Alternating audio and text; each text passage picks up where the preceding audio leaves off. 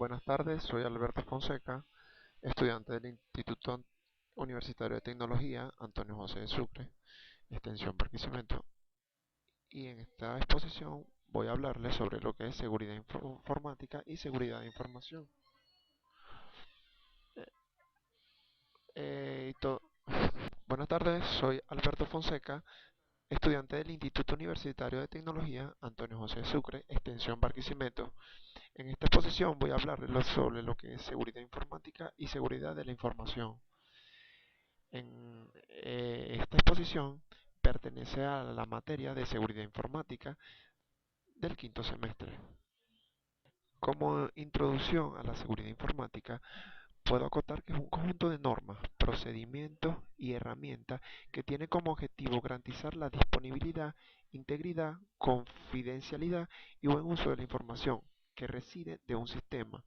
En un sistema de información, cada día más y más personas malintencionadas intentan tener acceso a los datos de nuestros ordenadores, al acceso no autorizado a una red informática o a los equipos que en ella se encuentran, y pueden ocasionar, en la gran mayoría de los casos, graves problemas.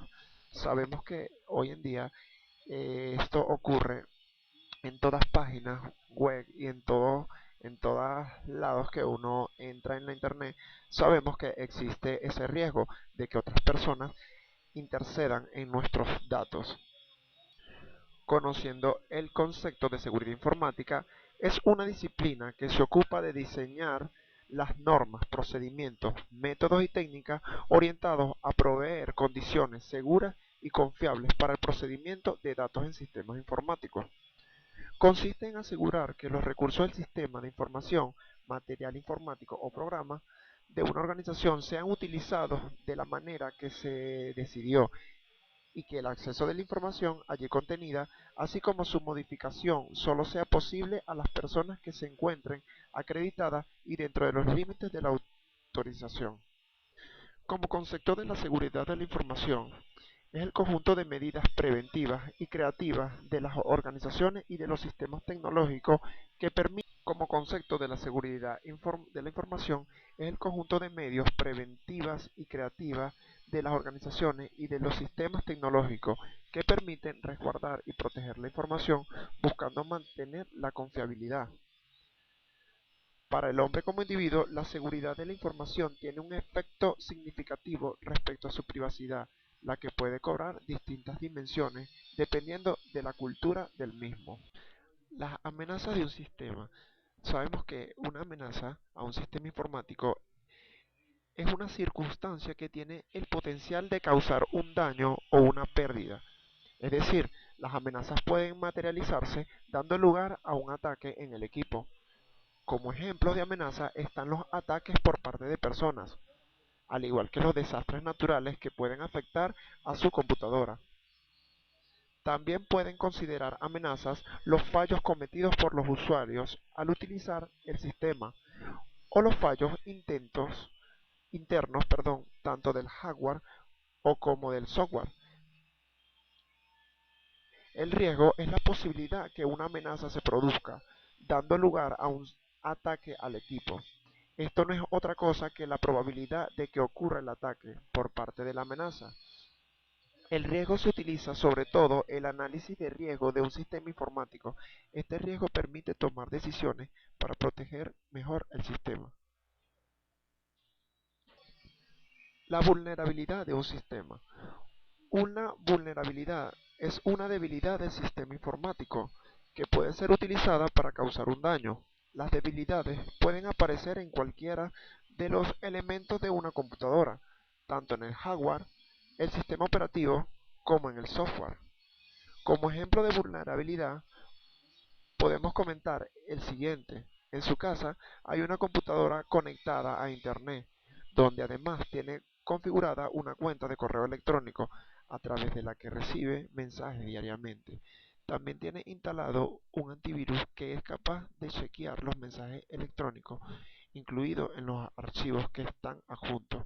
Pero el antivirus lo instaló cuando compró el equipo hace más de un año y no lo ha vuelto a actualizar. En este caso, su equipo es vulnerable a los virus más recientes que pueden llegar mediante su correo electrónico, ya que el antivirus no está actualizado y no sabe que de estos nuevos virus existen. Este es un caso muy particular al que expusimos y debatimos en clase.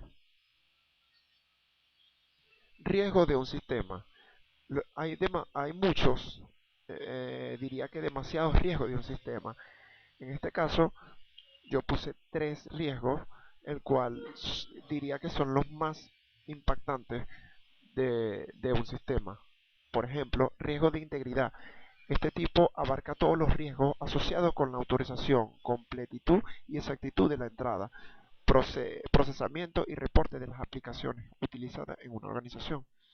Como el segundo riesgo es riesgo de relación. Se refiere al uso oportuno de la información creada por una aplicación.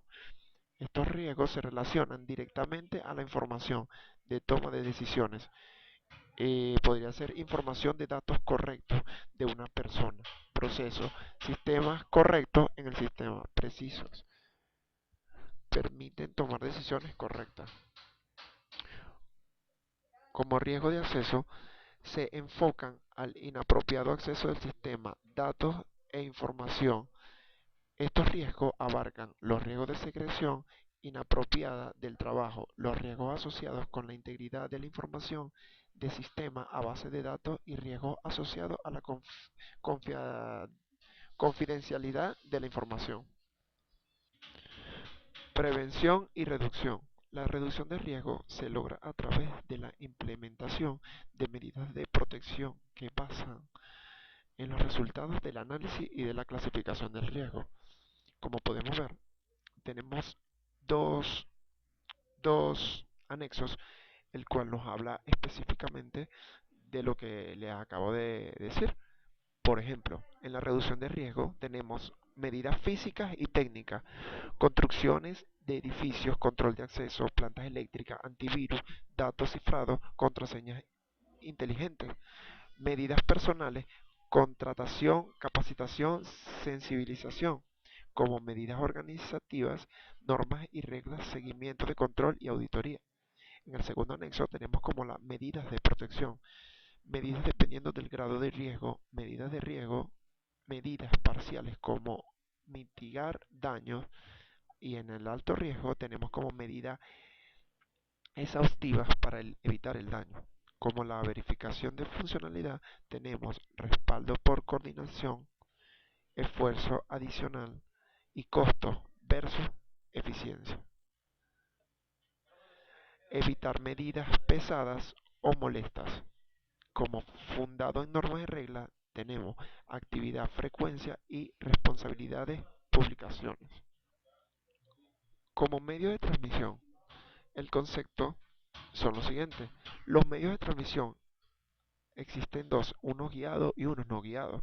Por ejemplo, los medios de transmisión guiados están constituidos por cables que se encargan de la conducción o guiación de las señales desde un extremo a otro. Aquí les coloqué un anexo, el cual nos da prioridad y nos da la información del concepto ya especificado. Como medio no guiado, o comunicación sin cable es un buen medio de cubrir grandes distancias y hacia cualquier dirección. Transporta ondas electromagnéticas sin usar un conducto físico, sino que radican a través del aire, por lo que están disponibles para cualquiera que tenga un dispositivo capaz de aceptarla. Medios de transmisión según su sentido. Simplex. Este modo de transmisión permite que la información discurra en un solo sentido y de forma permanente.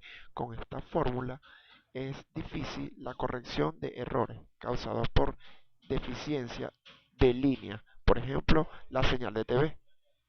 Half duplex. En este modo de transmisión fluye en los dos sentidos, pero no simultáneamente. Solo una de las dos estaciones del enlace punto a punto pueden transmitir. Este método también se denomina en dos sentidos alternados, por ejemplo, el walkie y el talkie. Full duplex.